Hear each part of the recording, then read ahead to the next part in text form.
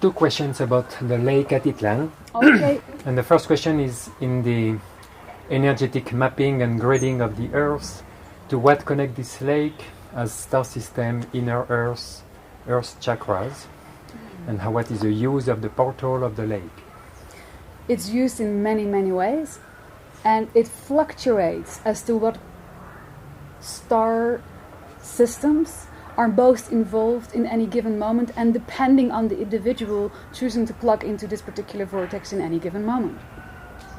So for you, we can answer that when you connect with this place, we see an increase very strongly within your being to the Sirius star system, amongst others. But this is one that shows up very profoundly. You understand? Oh yes. Okay.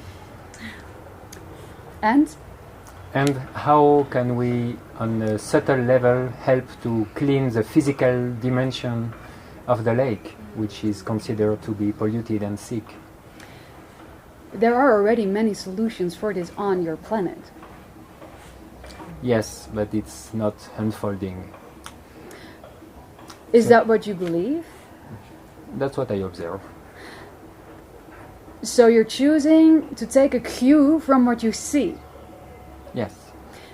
You do understand there are many ways to begin a shift in your desired direction much more rapidly by no longer taking the cue from what you see. Yes. You understand the theme of this entire transmission, Bridging Realities, is also there to help people to understand that through the excitement of their own imagination, much grander shifts can take place in what you understand to be your physical realm. So, as long as you wait with a certain disappointment, perhaps, to see a result of the lake, in that sense, clearing up, as you desire, you say you desire, you're actually limiting the amount of possible ways wherein that could manifest. You understand? Because you're giving your power away. You're saying, other people, perhaps, I do my best, but other people also have to do it, and if they don't do it, it won't happen in my reality. You're giving your power away. You understand this? I understand. So, in your own highest excitement, how do you visualize the lake would look like if it was already completely clean? I can picture that. What would be different? Can you pinpoint in detail 3 things that would be significantly different? I can pinpoint that there will be no cyanobacteria in it. Okay. I can pinpoint that the water will be more clear. Okay. And I can pinpoint that the water will have a different taste. A different taste. Okay, so to take the last 2 ones, because they're more tangible in that sense, the bacteria thing, you kind of need a microscope, right, in your world. Mm-hmm. But the clarity of the water and the taste of the water is something that you can really tangibly envision, right? Yes.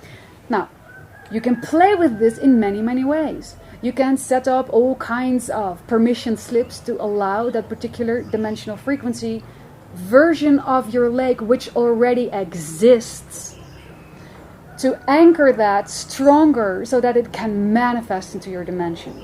You can do that by, for instance, drinking crystal clear fresh water with your eyes closed in a meditation with beautiful music, perhaps some crystals around you, and really, really, really convincing yourself that in that moment you're drinking water from the lake. Feeling the gratitude that this is the water from Atitlan, for instance. Yes? Yes. You can collect pictures of clear waters, where you can see the vegetation on the bottom, where you can see the colorful fish, where you see everything that you love so much, where you see the vegetation on the sides of the water, growing over it, etc. Perhaps flowers, plants that perhaps no longer grow here right now.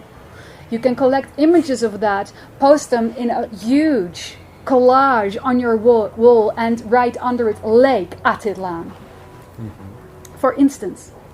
And every time you walk by it, you say yes and thank you. It's anchoring that way that helps sudden news flashes coming out of the blue, perhaps one or another scientist visits this area, announces publicly, we're going to do this and this. We're going to do an experimental new project to see what it will do if we add this kind of algae, for instance, to the lake, to see how it will benefit the balance restoring. Perhaps there are people that feel excited to do sound healing and they make agreements to meet particular evenings on 4 corners of the lake and send their intentions to the center, making music all on a particular kind of instrument from these 4 corners.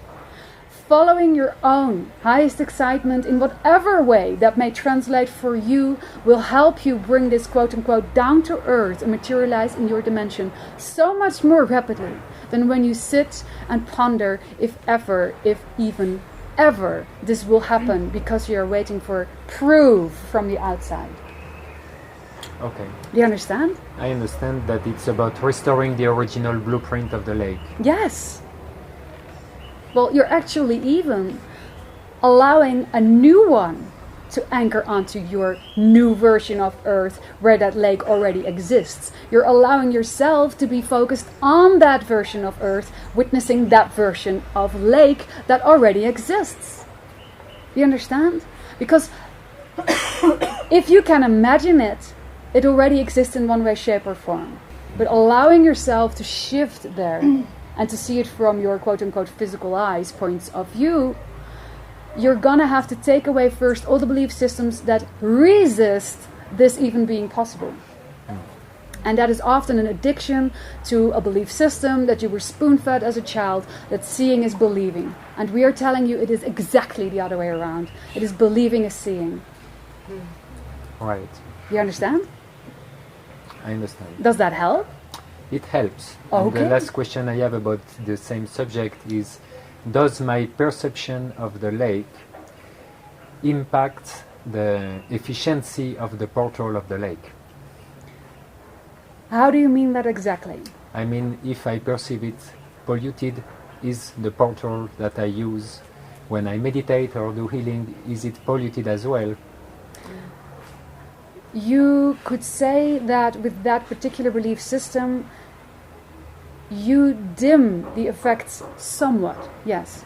But that's your creation, and it doesn't mean that somebody sitting right next to you can't have the full benefits of the lake simply because they're not bringing that into the equation. So you create the dimming. You understand? I understand. Does that help? It helps. Okay, well, thank you.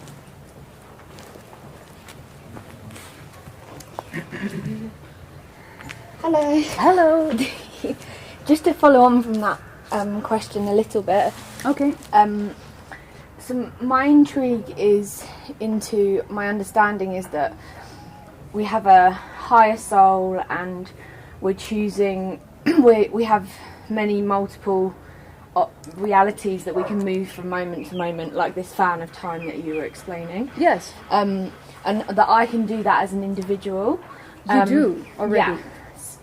So we're constantly doing that. Yes. But then for something like the lake to revive itself, or for big collective things to happen. Yes. Or is it possible for me to switch to a reality where the lake is already clean, or it does take a collective consciousness movement for these big things, big shifts to happen?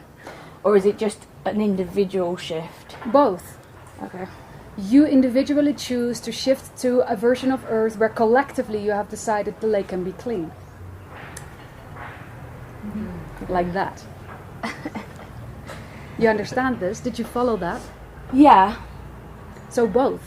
And the same is apparent for like collective things that are happening on this planet at this time, that Same we're individually choosing. Yes, exactly. To be. Same for any other given example in that sense. Whether there is still war on a planet, whether the gap between poor and rich is still that big.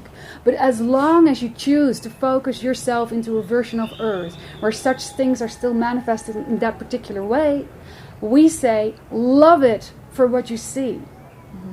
Because you have chosen to be focused on these particular reflections for a very good reason. Do you understand? Many of you here are true light warriors, as you often call it, in the New Age language, in a sense. that knew that you could be, quote unquote, presented with so many reflections that seemingly are out of alignment with who you understand yourself to really be, and still see through it. But you invited it nonetheless. If it is there, you invited it. If it is there, you co-created it. On some level, it is still relevant for you. So why not say thank you to it and then shift from it? Because you see, if you put in resistance right away, moving beyond it, quote unquote, is a lot tougher. Or as we've said before, as a little bit of a pun poetry joke, hating it is dating it. You're saying, I'm sinking my little hate claws into the subject. I don't want it to be here, and the more I don't want it to be here, the more it clings to you. So love it first. Neutralize your energy frequency around the subject, and then you make space for your imagination to, like a child, play and find higher frequency level versions of that which you know you're not aligning with. But being neutral about it doesn't mean you agree. And many of you often think so. If I'm neutral about this, I'm condoning it. But that's not true. You don't have to blame yourself or punish yourself for neutralizing an energy frequency about any given particular subject that you don't agree with. You see? Do you understand? Do you see how subtle this dance is? Yes? Yes. Does that help? Yeah. Okay, well, thank you. Thank you.